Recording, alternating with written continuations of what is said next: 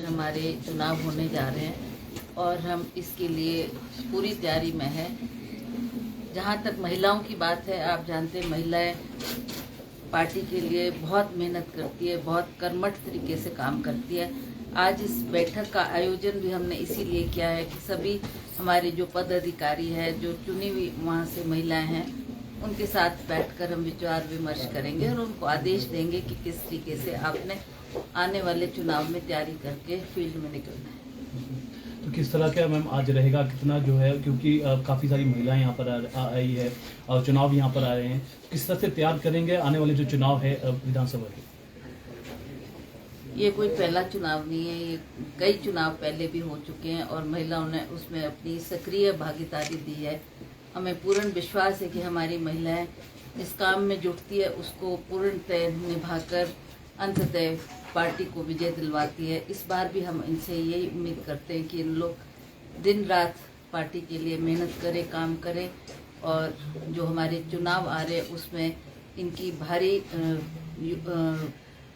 उसमें इनकी भागीदारी रहनी चाहिए ताकि हम इस चुनाव को सफल बना सकें। महंगाई लगातार बढ़ रही है मैम, और महंगाई महिलाओं से खासतौर पर जुड़ा हुआ विषय रहता है। रसोई का सारा काम महिलाएं देखती हैं, तो किस तरह से कांग्रेस पार्टी महंगाई के इस मुद्दे को लेकर जनता के बीच में भी जाएगी और जागरूक करेगी ताकि चुनावों में जो कांग्रेस पार्टी के पक्ष में लोग आ सकें?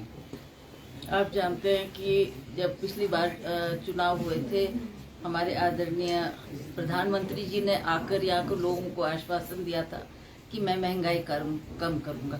उस वक्त जो एक गैस का सिलेंडर था 450 रुपये हुआ करता था और उस वक्त उन्होंने ये कहा था कि मैं अगर आप मुझे मौका देंगे, हमारी सरकार केंद्र में बनेगी तो मैं इस महंगाई को भी कम करूँगा और नौजवान साथियों को रोजगार भी प्रदान करूँगा। आज सभी में निराशा है, लोग बहुत दुखी है कि उन्होंने जो कहा वो उस पर खरे नहीं उतर पाए।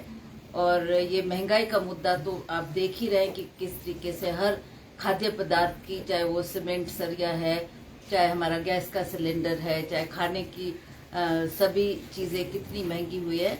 इन मुद्दों को लेकर लोग बड़े दुखी हैं और लोग चाहते थे कि इनके कार्यकाल में कोई इसमें कम हो प्राइसेस पर, वो भी कुछ ऐसी बात सामने देखने को नजर में नहीं आई। तो ये एक बहुत बड़ा मुद्दा है जिसको लेकर हम चुनाव के बीच में जाकर लोगों को जागरूक करेंगे और लोगों को कहेंगे कि महंगाई के मुद्दे पर वो कदम कदम पर लोगों को इस बात से अवगत करवाए और पार्टी को सफलता प्रदान करे। प्रधानमंत्री मोदी का दौरा है मैम अभी 31 मई को, उससे पहले पेट्रोल डीजल में एक्साइज ड्यूटी थोड़ी कम की गई है, थोड़ी राहत देने की कोशिश की गई है हिमाचल दौरे से पहले। किस तरह से देख रहे हैं इसमें, क्योंकि कीमतें लगातार पेट्रोल डीजल की बढ़ रही थी?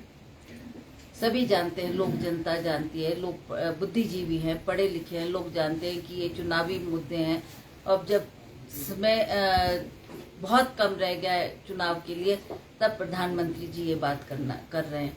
अगर वो चाहते तो इसको बहुत पहले भी लागू कर सकते थे और लोगों को राहत दे सकते थे।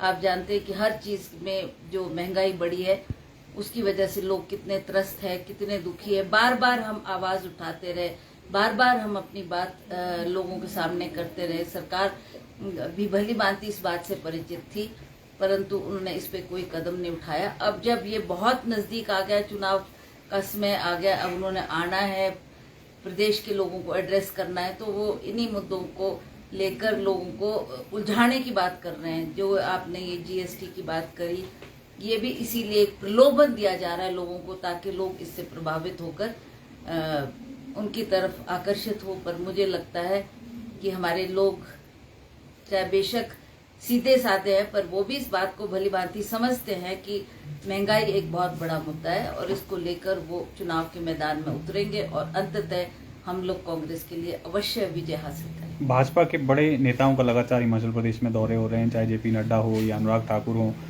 या दूसरे नेता हो, और प्रधानमंत्री आ रहे हैं। क्या लग रहा है, सक्रियता हिमाचल प्रदेश में भाजपा की बढ़ रही है? कहीं मिशन रिपीट मुश्किल तो नहीं लग रहा बीजेपी को?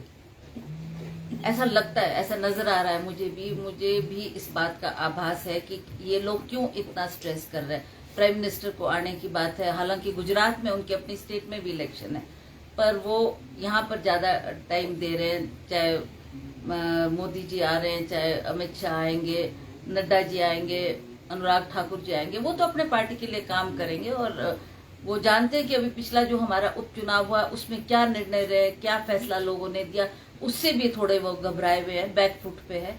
इसलिए वो ज्यादा से ज्यादा अपनी यहाँ पर प्रेजेंस लगाकर ये लोगों को दर्शाना चाहते हैं कि नहीं, हम लोग पूरी तरह से तैयार है और हम इस मिशन को रिपीट करेंगे।